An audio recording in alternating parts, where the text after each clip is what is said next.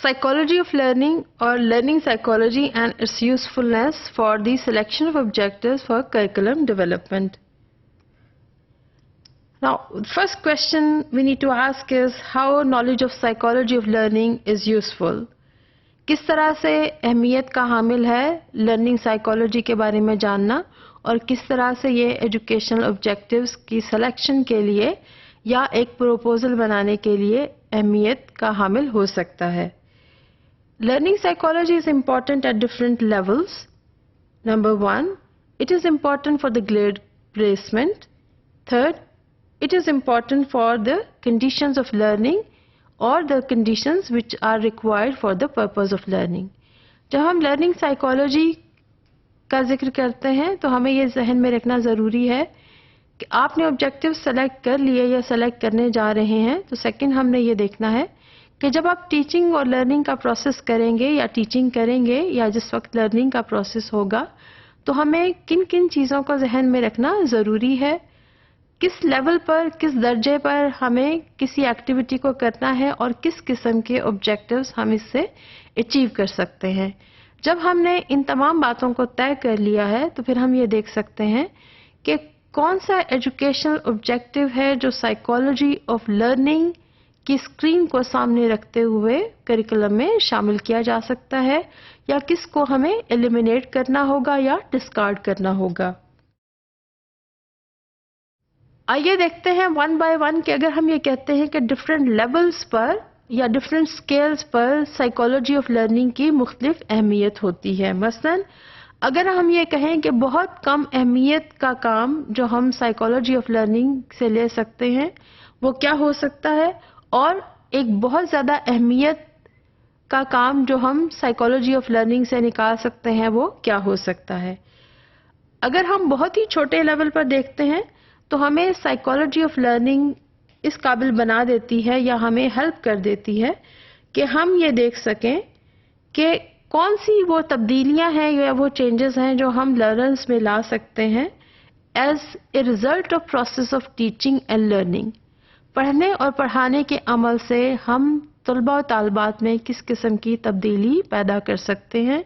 हमें psychology of learning की मदद से इसके बारे में इल्म हो सकता है. इसके साथ साथ हमें यह भी पता चल सकता है कि लर्निंग के ज़रिए हम कौन सी तब्दीली बच्चों में नहीं ला सकते या कौन सी ऐसी तब्दीलियां हैं जो टीचिंग और लर्निंग के ज़रिए बच्चों में नहीं लाई जा सकती. फॉर एग्ज़ाम्पल, अगर हम ये कहते हैं कि हमारा ऑब्जेक्टिव ये है कि हम लर्निंग के ज़रिए या टीचिंग के ज़रिए बच्चों में ये तब्दीली ले आएं कि उनमें हेल्थ हैबिट्स डेवलप हो जाएं और नॉलेज ऑफ हेल्थ हैबिट्स उनमें डेवलप हो जाए. One thing is helping them to learn the content and second is just trying to change their attitude towards health issues and health problems. We can do this by stating certain objectives that after learning certain content and after doing certain exercises, kids will be able to understand the importance of healthy habits. They would know about the healthy habits, they will be able to practice healthy habits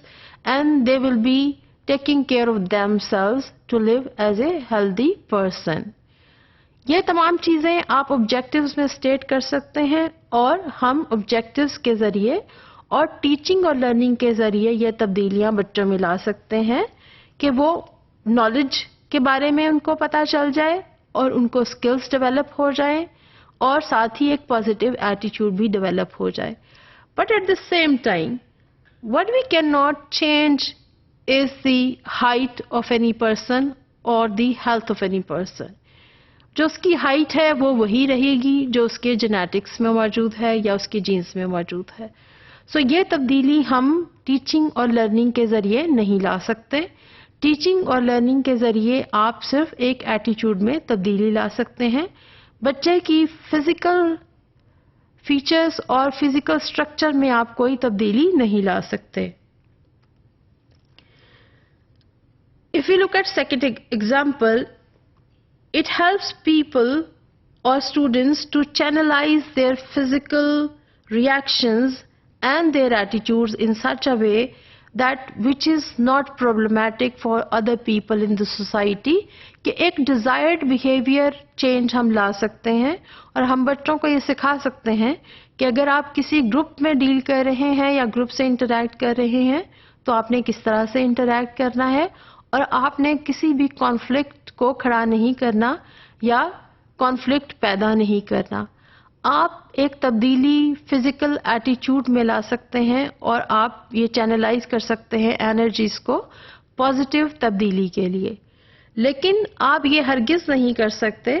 کہ کسی بھی شخص کا ایک instant یا involuntary action کسی بھی ایک سچویشن میں تبدیل کر دیا جائے. مثلا اگر کسی کو بہت جلد غصہ آتا ہے تو آپ اس کا ریئیکشن فوراً سے تبدیل نہیں کر سکتے کہ وہ کس طرح سے کسی بھی چیز کو کے بارے میں اور ایک بات جو اس کو ناپسند ہے اس کے بارے میں کس طرح سے ایٹ ونس ریئیکٹ کرے گا. نہ آپ اس کو روک سکتے ہیں، آپ ایک تبدیلی اس طرح سے لا سکتے ہیں کہ ایک ڈیزائرڈ بیہیویئر کیا ہے اور کس طرح سے بیہیو کرنا چاہیے. لیکن ایک انسٹنٹ غصے کی حالت کو آپ بالکل بھی ختم نہیں کر سکتے یا غصے کی حالت کو آپ انہیبٹ نہیں کر سکتے. اگر ہم ہائر لیول پر دیکھیں کہ لرننگ سائیکالوجی ہمیں کس طرح سے ہیلپ فل ہو سکتی ہے، تو ہمیں یہ ہیلپ کرتی ہے کہ the goals which can be distinguished that which are realistic or feasible and which are likely to take more time to attain، کہ زیادہ ٹائم کنزیومنگ ہوں گے اور ان کو اچیو کرنے میں زیادہ وقت لگے گا. یا ہم کہہ سکتے ہیں کہ کون سے وہ گول ہیں جو ہم ایک خاص ایج گروپ کے میں نہ اچیو کر سکتے ہیں اور نہ ہی ہم ایک خاص گریڈ لیول پر ان کو اچیو کر سکتے ہیں. یہ advanced knowledge of learning of psychology ہے جہاں پر ہم آبجیکٹیوز کو ان کی مدد سے سفٹ اینڈ سلیکٹ کر سکتے ہیں. سائیکالوجی آف لرننگ ہمیں یہ بتاتی ہے کہ آپ نے آبجیکٹیوز وہ سیٹ کرنے ہیں جو ایج اپروپریٹ بھی ہوں، کہ ایک خاص ایج گروپ میں ایک خاص کانٹینٹ یا خاص تبدیلی آپ ایٹیچیوڈ میں لا سکتے ہیں، اور کس گریڈ لیول پر آپ کون سا کانٹینٹ اور کس حد تک یا کتنی ڈیپتھ تک آپ پڑھا سکتے ہیں. اس ایڈوانس لرننگ کے ساتھ اور اس advance knowledge of psychology of learning کے ساتھ آپ آبجیکٹیوز کو